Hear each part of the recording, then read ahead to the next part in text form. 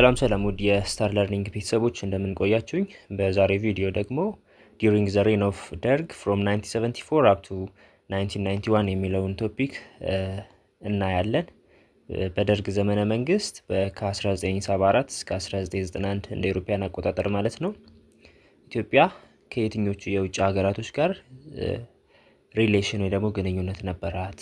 ወይ ደግሞ በደርግ ዘመነ መንግስት ወይም የደርግ መንግስት ወይ ደግሞ ኢትዮጵያ ከየትኞቹ ሀገራት ጋር ነበር የውጭ ግንኙነት ያላት በይበልጥ የሚለው የምናይበት ቶፒክ ይሆናል። ለቻናላችን አዳዲስ የሆናችሁ ቤተሰቦቼ ቻናሉን ሰብስክራይብ፣ ላይክ እንዲሁም ሼር ማድረግ እንዳትረሱ።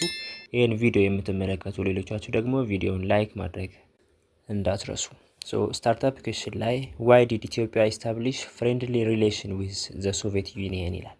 ኢትዮጵያ ከሶቪየት ዩኒየን ወይ ደግሞ ከራሽያ ጋር የወዳጅነት ወይ ደግሞ ይሄ ግንኙነት ኢስታብሊሽ አድርገት የጀመረችው ለምንድን ነበር የሚል ነው።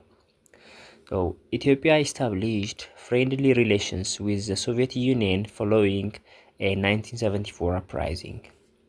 የዚህ የኢትዮጵያና የሶቪየት ዩኒየን ወይ ደግሞ የራሽያ ግንኙነት የተጀመረው ከ1974 በኋላ ነው። ከ1974 በኋላ ነው ማለት የደርግ መንግስት ከአብዮቱ በኋላ የአፄ ኃይለ ሥላሴን መንግስት አስወግዶ የደርግ መንግስት ከ1974 በኋላ ስልጣን ከያዘበት ጊዜ ጀምሮ በኢትዮጵያና በሶቪየት ዩኒየን መካከል የነበረው ግንኙነት ተጀምሯል ወይ ደግሞ ሪሌሽናቸው የተጀመረው ከ1974 በኋላ ነው።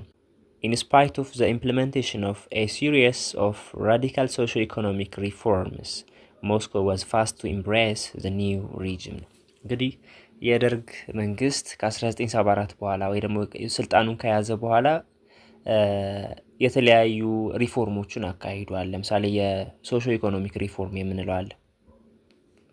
መሰረታዊ የሆነ የኢኮኖሚና ማህበራዊ ማሻሻያዎች ወይ ደግሞ ሪፎርሞችን አካሂዷል ነው።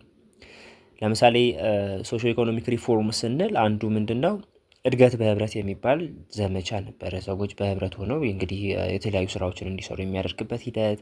ላንድ ሪፎርም ለምሳሌ የመሬት አስተዳደርን ሪፎርም ወይ ደግሞ ማሻሻያ አድርጓል። ከዛ በፊት በንጉሱ ወይም በአፄ ኃይለ ሥላሴ ዘመነ መንግስት መሬት የጥቂት ባለሀብቶች ነበረ። አብዛኛው ሰው መሬት አልባ ነበር ወይም ጭሰኛ ነበረ። ደርግ ከመጣ በኋላ ከ1974 በኋላ ግን ይሄ ላንድ ሪፎርም ወይ ደግሞ መሬት የመንግስት የሆነበትን ስርዓት ዘርግቷል። ናሽናላይዜሽን ኦፍ ኢንዱስትሪ ሌላኛው ሪፎርሙ ነበረ። ኢንዱስትሪዎች ሞር በመንግስት እጅ እንዲሆኑ የሚደረግበት ማለት ነው። and also expansion of education በተለይ መሰረተ ትምህርት የሚባለው ብዙዎች ሰዎች ማንበብ መጻፍ እንዲችሉ የተደረገበት ትምህርት ዘመቻም ነበር። ስለዚህ እንደዚህ አይነት ሪፎርሞች በደርግ ተደርገው ነበር።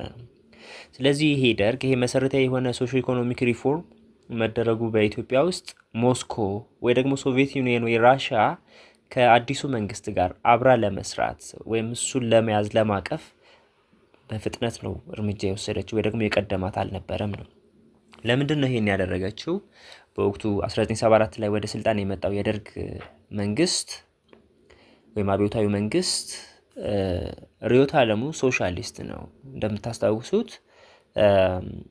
አሜሪካና ኮልድ ዋር ላይ አሜሪካና ራሻ ሁለት የተለያየ ብሎኮች እንደነበሩ አይተናል። አሜሪካ ካፒታሊስት ናት፣ ራሻ ደግሞ ወይ ሶቪየት ዩኒየን ሶሻሊስት ናት። ስለዚህ ይሄ በኢትዮጵያ የመጣው አዲሱ መንግስት ሶሻሊስት ነው። ስለዚህ ከሱ ጋር ለመስራት በፍጥነት ነበር የወሰነችው ነው ራሽያ። So during this time መንግስቱ regime was in dispute by internal and external enemies. ስለዚህ በዚህ ጊዜ የመንግስቱ አገዛዝ ወይ ደግሞ መንግስት ማለት ነው በተለያዩ ኢንተርናል እና ኤክስተርናል ጠላቶች ነበሩበት ነው። የውስጥና የውጭ ጠላቶች ነበሩ። የውስጥ ጠላቶች የምንላቸው የተለያየ የፖለቲካ እንቅስቃሴ የሚያካሂዱ ፓርቲዎች ተመስርተው ነበር ኢትዮጵያ ውስጥ። ለምሳሌ መኢሶን የሚባል ፓርቲ ነበር። እንደነ ኢሃፓ የሚባሉ ሌሎች ፓርቲዎችም ነበሩ ኢትዮጵያ ውስጥ በደርግ ዘመነ መንግስት ማለት ነው። ኤክስተርናል ስንል ደግሞ በተለየ ሶማሊያ ወረራ፣ ሶማሊያ ኢትዮጵያን የወረረችበት የነ ሲያድ ባሬ መንግስት በኋላ ላይ ካራማራ ላይ ጦርነት ተደርጎ ኢትዮጵያ ያሸነፈችበት ማለት ነው። ስለዚህ እንደዚህ አይነት ጠላቶች ነበሩበት ወይም ደግሞ በውስጥም በውጭም የተለያዩ ጠላቶች ነበሩበት ነው። Most opposition groups began to wage urban guerrilla campaigns to demoralize and discredit the Derg. and Somalia regular troops tried to separate Ogaden from Ethiopia ነው። ስለዚህ ኢንተርናል ስንል በከተማ ውስጥ የትጥቅ ትግል የሚያካሂዱ እንደነ ኢሃፓ አይነት ፓርቲዎች ነበሩ። ዌጅ አርባን ጉሪላ ካምፔን የምንለው በከተማ ውስጥ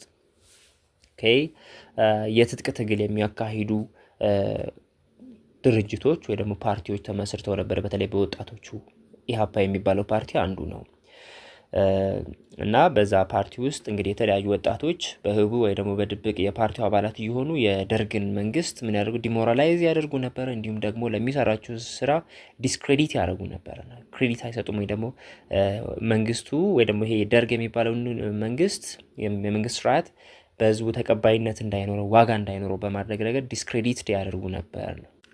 ደርግም ለዚህ ድርጊት እንግዲህ የሰጠው ምላሽ የሬድ ቴረር ወይ ደግሞ የቀይ ሽብር በሚባል ዘመቻ እንግዲህ ብዙ ወጣቶችን እንዲገድል ያስገደደውም ይሄኛው ድርጊት ነበረ። በተለይ በነ ኢሃፓ በሚባሉ ፓርቲዎች ይደረግ የነበረው የደርግን መንግስት ዲሞራላይዝ የማድረግ ዲስክሬዲት የማድረግ ስራ ከተሰራ በኋላ ማለት ነው።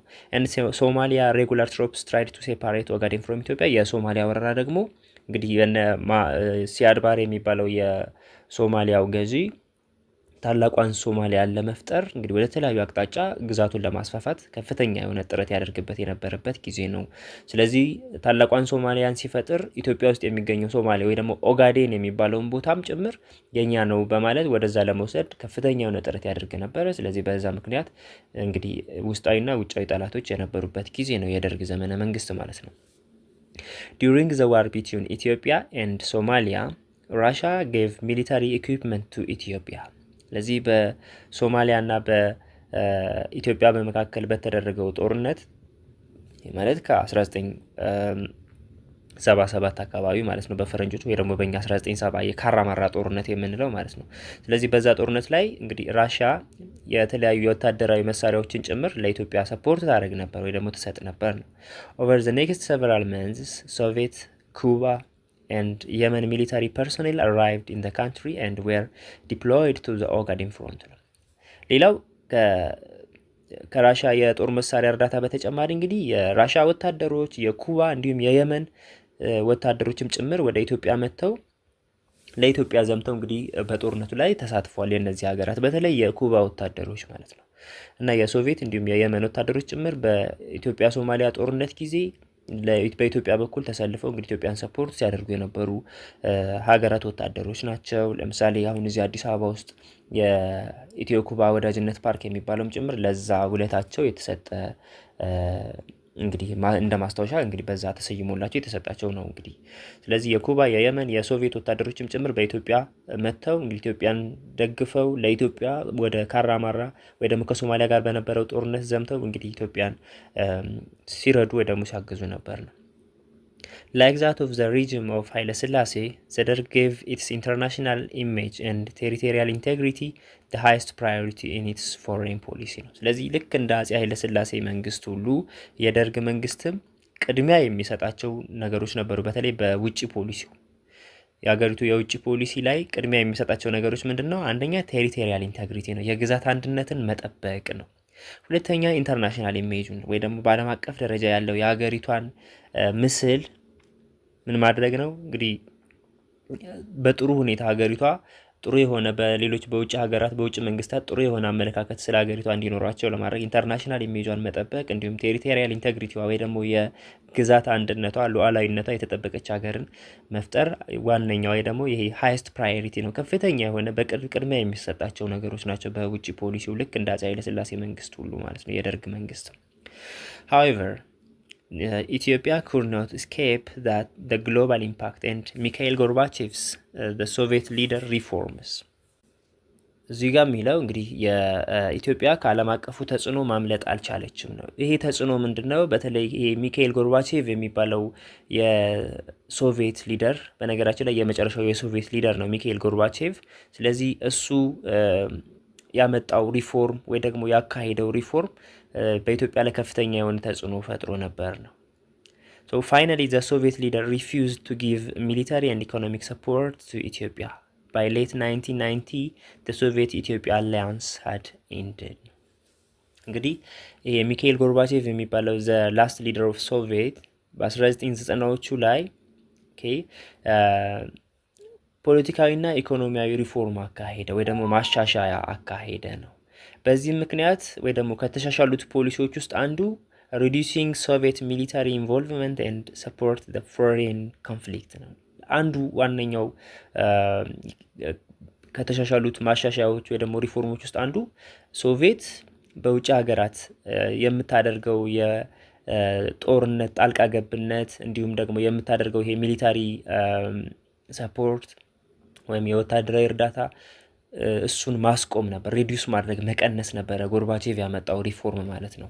ስለዚህ ይሄ ሪፎርም ከመጣ በኋላ ሶቪየት ለኢትዮጵያ የምትሰጠው ወታደራዊ እርዳታ በመሳሪያ ሊሆን ይችላል ወይ ደግሞ በወታደሮችንም ጭምር ሊሆን ይችላል ሰፖርት የምታደርግበት ሂደት እንዲቀንስ በዛ ማሻሻያ ወይ በዛ ሪፎርም እንዲቀንስ ተደረገ ነው።